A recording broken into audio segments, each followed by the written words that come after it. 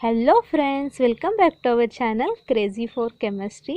Today we discuss about again C13 NMR spectroscopy और C13 NMR spectroscopy का हमारा आज का टॉपिक है डेप्थ का लॉन्ग फॉर्म है distortionless enhancement by polarisation transfer. बहुत से लोगों को डेप्थ का ये लॉन्ग फॉर्म याद नहीं रहता या फिर कुछ लोगों को ये पता ही नहीं है, तो इसलिए चाहे तो आप ये डेप्थ का लॉन्ग फॉर्म नोट डाउन कर लीजिए या फिर इसका एक स्क्रीनशॉट निकाल लेना। DEPT means distortionless enhancement by polarisation transfer. और इसके लिए जो स्पेक्ट्रोस्कोपी या जो इंस्ट्रूमेंट या फिर आप कह सकते हैं जो टेक्निक यूज़ की जाती है उसे कहते हैं फोरियर ट्रांसफॉर्म पल्स स्पेक्ट्रोमीटर। अब यह हमने जानबूझ के जो इंस्ट्रूमेंट यूज़ किया जा रहा है उसका नेम मेंशन किया हुआ है, क्योंकि इसमें जो ये पल्स वर्ड है इससे ही हमारा डेप्थ स्पेक्ट्रा चलता है या फिर आप कह सकते हैं इस पे ही हमारा डेप्थ स्पेक्ट्रा डिपेंड करता है। तो ये पल्स क्या होते हैं, ये कैसे हमारे डेप्थ स्पेक्ट्रा को अफेक्ट करते हैं, ये हम आगे देखें। DEPT method use to determining the number of hydrogen attach to given carbon atom. हमारे कार्बन एटम के साथ कितने number of hydrogen atom attached है ये हम डेप्थ स्पेक्ट्रा या डेप्थ मेथड यूज करके डिटरमाइन कर सकते हैं। इसका मतलब है हम number of hydrogen atom find out कर सकते हैं जो कि हमारे कार्बन को अटैच्ड है। ये बात याद रखिए, कार्बन को अटैच्ड होने चाहिए। जो हाइड्रोजन एटम कार्बन को अटैच नहीं है या फिर ऐसे कार्बन जिनके पास कोई हाइड्रोजन एटम नहीं है वो हम डेप्थ स्पेक्ट्रा यूज़ करके डिटरमाइन नहीं कर सकते। जैसे कि quaternary carbon are not recorded in a DEPT spectra. जो क्वाटर्नरी कार्बन होते हैं उनके पास कोई भी हाइड्रोजन एटम नहीं होता है, इस वजह से वो डेप्थ स्पेक्ट्रा में कोई भी सिग्नल या पीक नहीं दिखाते हैं। जिसकी because quaternary carbon have not any hydrogen atom attached.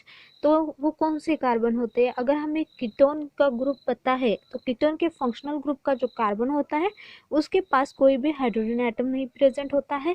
जैसे कि सी ट्रिपल बॉन्ड एन, ये भी जो फंक्शनल ग्रुप है इसके पास का जो कार्बन है उसके साथ भी कोई हाइड्रोजन एटम अटैच नहीं होता है।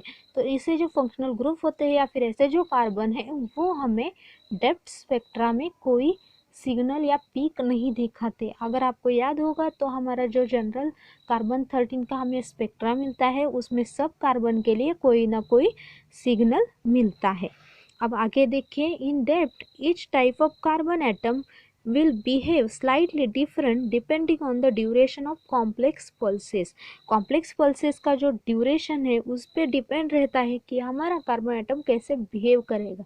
या फिर आप कह सकते हैं कि कॉम्प्लेक्स जो पल्सेस का ड्यूरेशन है कॉम्प्लेक्स पल्सेस का, उसके वजह से हमारे जो कार्बन एटम है वो एक दूसरे से डिफरेंट बिहेव करते हैं या एक दूसरे से अलग होते हैं और इसी वजह से हमें डेप्थ में उनका पीक मिलता है। That is on the basis of delay time for various pulses define depth spectra.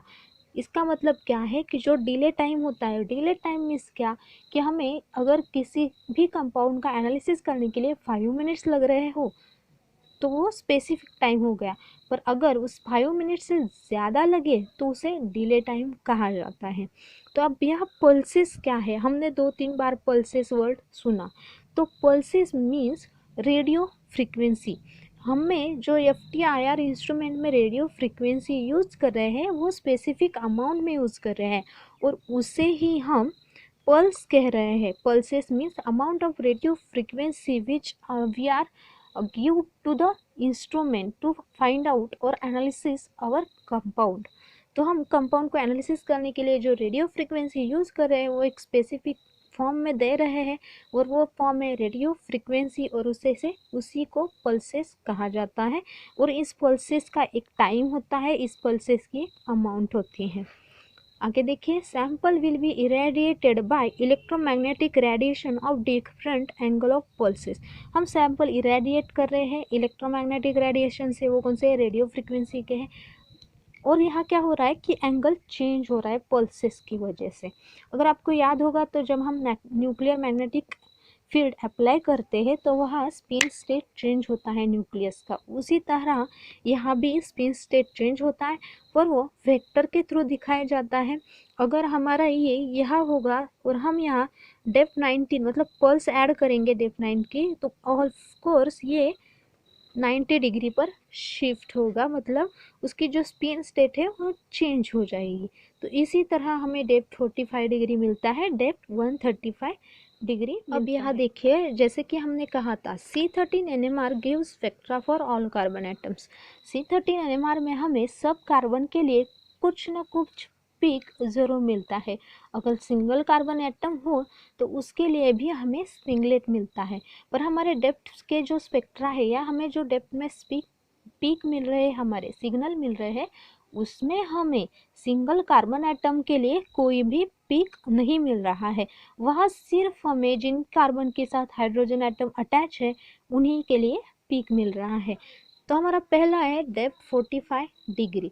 Depth 45 degree में क्या है, तो डेप्थ 45 डिग्री का जो हमारा आ रहा है सिग्नल या फिर पीक, वो किसके लिए आ रहा है, तो depth 45 show signal for protonated carbon which contain hydrogen atom. तो यहाँ क्या है ना कि जो हमारा डेप्थ 45 है वो सिर्फ उन्हीं के लिए पीक दिखा रहा है जो प्रोटोनेटेड कार्बन है, मतलब जिनके साथ कोई ना कोई हाइड्रोजन एटम है। इसका मतलब डेप्थ 45 हर एक कार्बन के लिए मीन्स जिसके साथ हाइड्रोजन एटम अटैच है उसके लिए पीक दिखाएगा, जैसे कि CH, CH2, CH3 और CH4। इन सब के लिए हमें डेप्थ 45 डिग्री में कोई ना कोई सिग्नल या पीक ज़रूर मिलेगा। तो आगे देखते हैं, depth 19 degree give signal only for methine group. Methine group means our CH group. CH group के लिए डेप्थ 19 सिग्नल दिखाता है। इसके मतलब है जो CH ग्रुप है उसी का सिग्नल हमें या उसी का पीक मिलेगा हमें डेप्थ 90 डिग्री में। बाकी किसी का भी पीक हमें डेप्थ 90 में नहीं मिलेगा। जैसे प्राइमरी और सेकेंडरी कार्बन है उनके पीक हमें इसमें नहीं मिलेगा, हमें सिर्फ टर्शरी कार्बन में CH का है वो CH ग्रुप है उसी के लिए पीक मिलेगा। अब आगे देखें डेप्थ 135। तो डेप्थ 135 डिग्री जो है gives peak for methine, methyl and methylene, but there is a phase difference. अब क्या होता है ना कि डेप्थ 35 जो है वो सबके लिए पीक दिखा रहा है, मतलब वो मिथाइन मतलब CH ग्रुप के लिए भी दिखा रहा है, CH3 ग्रुप के लिए भी दिखा रहा है और CH2 ग्रुप के लिए भी दिखा रहा है, जैसे CH, CH2 और CH3। इसे हम कह सकते हैं प्राइमरी, सेकेंडरी और टर्शरी। इन तीनों कार्बन के लिए वो पीक दिखा रहा है, पर यहाँ क्या हो रहा है कि फेज डिफरेंस है। अब यहाँ फेज डिफरेंस है मतलब क्या है कि जो प्राइमरी और टर्शरी कार्बन है या फिर आप कह सकते हैं जो मिथाइन और मिथिल के कार्बन है वो पॉजिटिव पीक दिखाते हैं, मतलब वो किस में जाते हैं, वो पॉजिटिव फेज में जाते हैं। जैसे कि हमने फेज डिफरेंस कहा है तो वो पॉजिटिव पीक दिखाते हैं, मतलब वो पॉजिटिव फेज में चले जाते हैं। और जो हमारा मिथिलीन का कार्बन है, जो हमारा CH2 का कार्बन है, वो हमें निगेटिव पीक दिखा रहा है। इसका मतलब ये क्या शो कर रहा है, हमें निगेटिव फेज में पीक दे रहा है। या फिर जो हमारे CH2 के कार्बन है वो निगेटिव फेज में जा रहे हैं, निगेटिव फेज में हमें पीक दे रहे हैं। तो यहाँ याद रखिए प्राइमरी और टर्शरी कार्बन के लिए पॉजिटिव फेज है 135 डेप्थ में और CH2 के लिए नेगेटिव फेज है। तो अब इसे क्या कहते हैं, it's also called primary and tertiary carbon have positive peak and secondary have negative peak. तो हमने यहाँ एक एग्जाम्पल भी ऐसे शो किया है। तो यहाँ देखिए CH और CH3 है वो अपवर्ड आ रहे हैं, अपवर्ड आ रहे हैं मतलब वो पॉजिटिव पीक दिखा रहे हैं, पॉजिटिव फेज में या पॉजिटिव डायरेक्शन में पीक दिखा रहे हैं। और जो हमारा CH2 का पीक है वो डाउनवर्ड आ रहा है, डाउनवर्ड आ रहा है मतलब वो निगेटिव फेज में जा रहा है, निगेटिव पीक दिखा रहा है। इस तरह हमें डिफाइन करते हैं। तो यहाँ देखिए हमने एक एग्जाम्पल भी लिया हुआ है, जैसे कि CH3 C double bond O CH2 CH2 CH3 CH3। अब यहाँ देखिए ये CH3 और ये दो जो CH3 है वो डिफरेंट है। अगर हमें यहाँ सीक्वेंस देना हो तो हमारा CH3 का जो पहला कार्बन है वो A में आएगा, C डबल बॉन्ड O का जो कार्बन है वो B में आएगा, CH2 का जो कार्बन है वो C में क्यों गया है, क्योंकि इसके इस साइड O है और इसके साइड इस साइड CH2 ग्रुप है, और ऑब्वियसली इस CH2 ग्रुप के साइड में ये CH है, तो इसीलिए ये C और ये D में गया है, ये E और ये दोनों F इसलिए क्योंकि ये एक ही कार्बन एटम को अटैच है, वो दोनों सेम कार्बन एटम को अटैच होने के कारण सेम सिग्नल दिखाएंगे, और ये CH है वो डिफरेंट सिग्नल दिखाएगा। तो डेप्थ 45 में क्या होगा कि ये सभी सिग्नल दिखाएंगे, सिर्फ इस कार्बन को छोड़ के। इसे क्या कहते हैं, क्वार्टरनरी कार्बन। और हमें पता है कि क्वार्टरनरी कार्बन हमें डेप्थ में स्पेक्ट्रा या पीक नहीं दिखाता है, तो इस वजह से इसका कोई पीक नहीं मिलेगा। तो डेप्थ 45 में हमें ए के लिए एक पीक मिला है, सी के लिए एक पीक मिला है, एक डी के लिए, एक पीक ई के लिए और एक पीक एफ के लिए। मैंने यहाँ कोई केमिकल शिफ्ट की वैल्यूज़ कंसीडर नहीं की है, अपवर्ड डाउनवर्ड नहीं कंसीडर किया है, मैंने सिर्फ आपको शो किया है कि किस तरह हमें यहाँ पीक मिलेंगे और कितने मिलेंगे। तो डेप्थ 90 में तो सिर्फ हमें एक ही कार्बन पीक दिखाता है और वो है टर्शरी कार्बन, जिसे हम मिथाइन का कार्बन कहते हैं। तो CH का कार्बन है, मतलब ये ग्रुप जो है जिसके पास ओनली 1 हाइड्रोजन प्रेजेंट है, वही हमें डेप्थ 19 में अपना स्पेक्ट्रा मतलब पीक देगा। तो याद रखिए डेप्थ 90 में हमें सिर्फ टर्शरी कार्बन का, मतलब जिसके पास एक ही हाइड्रोजन एटम प्रेजेंट है, ऐसे कार्बन का पीक मिलता है। यहाँ देखिए ये CH ग्रुप जिसे हमने E से डिनोट किया है, तो इसीलिए हमें यहाँ एक पीक मिल रहा है।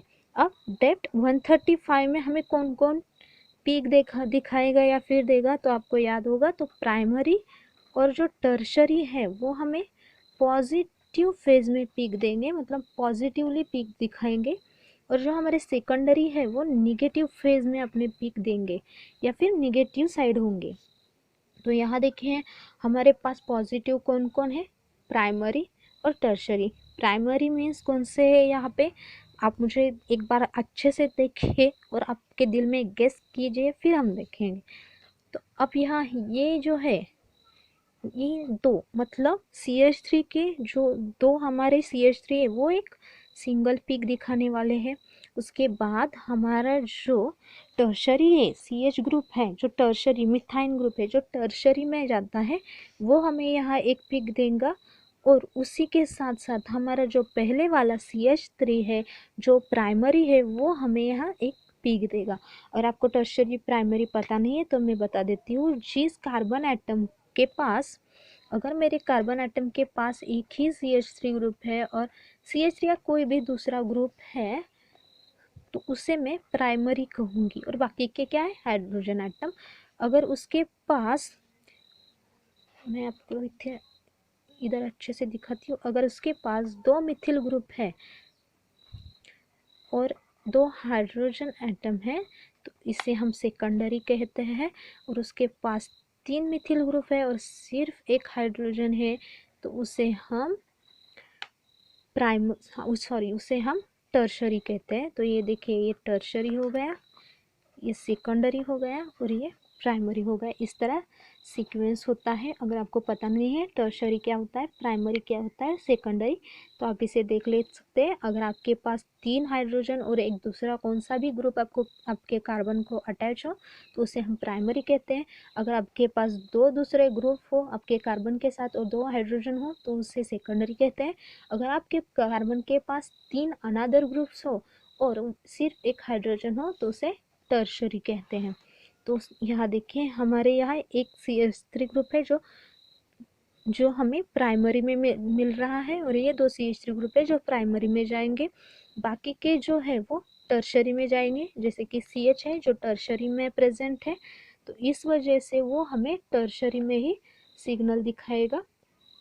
तो इस तरह देखिए हमारे प्राइमरी और टर्शरी, जैसे कि A और E और ये 2 F के जो प्रोटॉन जो कार्बन है वो हमें यहाँ पॉजिटिव फेज में पीक देंगे, और जो CH2 के कार्बन है वह हमें निगेटिव फेज में अपने पीक दिखाएंगे। तो इस तरह हमें 135 का स्पेक्ट्रा मिलता है, इस तरह डेप्थ 90 का और इस तरह डेप्थ 45 का हमें स्पेक्ट्रा मिलता है। अगर आपको इसमें कुछ भी समझ नहीं आया हो या फिर कुछ क्यूरीज हो तो आप मुझे कमेंट करके पूछ सकते हो, मैं आपको आंसर ज़रूर दूंगी। और अगर आपको ये वीडियो पसंद आया हो तो इसे लाइक, शेयर और सब्सक्राइब कर देना। और मेरे जो बाकी के वीडियोस हैं उनकी लिंक मैंने डिस्क्रिप्शन बॉक्स में ऑलरेडी दे दी है। Thank you.